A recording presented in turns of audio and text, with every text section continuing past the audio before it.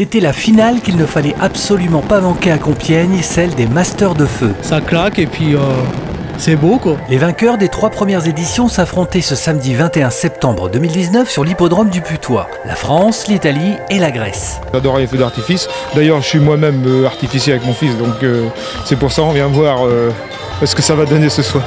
On s'attendait à un spectacle grandiose, les 13 000 spectateurs n'ont pas été déçus. Un ciel bleu étoilé limpide, un temps estival, le cocktail des soirées réussies. C'est la grande finale, c'est la 4e année, on est très content parce que ça c'est vraiment la finale, c'est l'accomplissement de ces 4 années. Avec 3 premières éditions qui ont apporté, je pense, leur lot de surprises par rapport aux participants, des beaux spectacles. Parfois sous la pluie malheureusement pour les 2 dernières éditions, et cette année le soleil est là, c'est formidable, donc on est très contents. Fantastique soirée à tous égards, le public est conquis, le public extrêmement nombreux, 13 000 personnes, et puis des prestations vraiment d'un très haut niveau, très difficiles à départager, tout cela dans une ambiance merveilleuse, avec une météo la meilleure possible. Vraiment, je crois qu'on se souviendra de cette édition 2019 des Masters de Feu. Le programme de cette finale était des plus alléchants. Le jury devait choisir à l'aveugle, c'est-à-dire qu'il n'avait pas la nationalité des équipes au moment des passages. Et c'est la France qui a remporté le trophée avec l'équipe grand finale d'Emmanuel Gélis.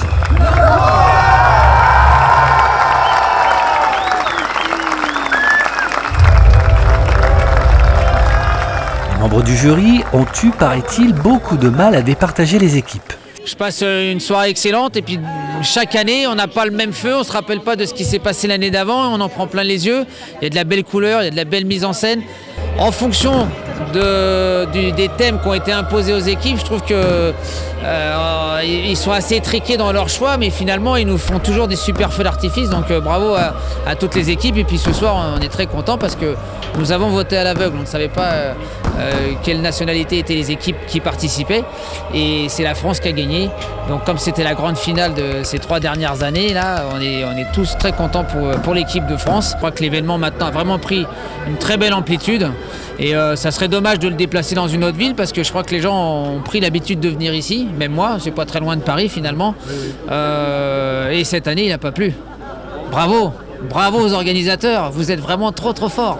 Cette année, le jury était composé de fidèles avec entre autres Sandra Lou, actrice et animatrice, Jérémy Charvet, acteur et chanteur, et comme président du jury, 2 artistes chers au cœur des Français, Shirley et Dino. C'est les premières émotions quand on allait à la fête du village ou au 14 juillet ou les choses comme ça, avec les parents.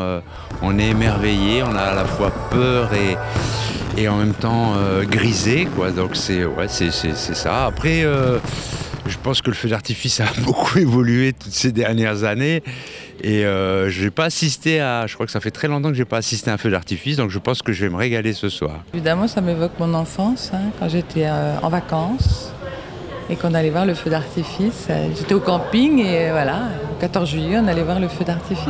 Shirley est restée toute la soirée bouche bée devant tant de couleurs et de magie. On ne se rend pas compte quand on voit un feu comme ça, qu'on a la tête en l'air dans le noir. Toute cette préparation, à quoi ressemblent les fusées, les bombes, on parle de bombes. C'est hallucinant, oui, c'est très drôle. On n'imagine pas le nombre de canons et de fusées et le travail de préparation, la minutie, travailler la synchro, il n'y a pas de répétition là. Nous on est vénards au théâtre, on peut répéter pendant des mois. Là c'est one shot comme ils disent les Américains. Mais la bonne nouvelle, c'est que les Masters de Feu n'ont pas dit leur dernier mot. Il y a un accord qui a été conclu entre les partenaires pour repartir pour un cycle de 3 ans, et par conséquent nous inscrivons cet événement dans le calendrier compiègnois. Compiègne sera la nouvelle capitale du feu d'artifice. Voilà de quoi réjouir Philippe Marigny qui pourra inscrire ce rendez-vous dans l'agenda de la Cité impériale, qui n'a jamais aussi bien porté son nom.